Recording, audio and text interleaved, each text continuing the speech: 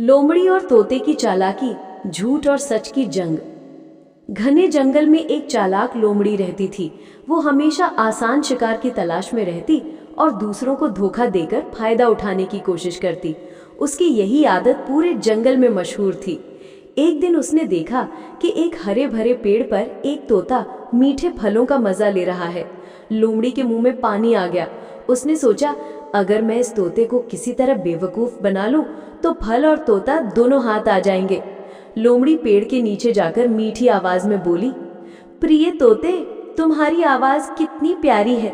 अगर तुम मुझे पास से एक गाना सुनाओगे तो मैं तुम्हें अपने घर का खजाना दिखाऊंगी। तोता चालाक था। उसने लोमड़ी की नीयत समझ ली, लेकिन सीधा जवाब न देकर बोला, अरे वाह, लेकिन पहले तुम अपनी ईमानदारी साबित करो। पास ही नदी के किनारे एक पुराना घड़ा है। उसमें सच और झूठ की परख का पानी भरा है। तुम जाकर पीकर दिखाओ। लोमड़ी थोड़ी घबराई, पर अपनी चालबाजी छुपाने के लिए नदी किनारे पहुंची।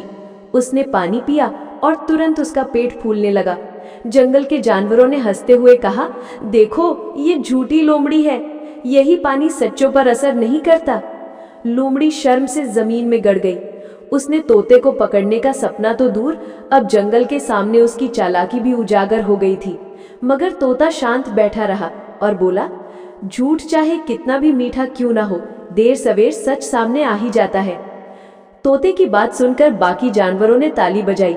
वे सब समझ गए कि चालाकी और झूठ से कोई लंबे समय तक जीत नहीं सकता।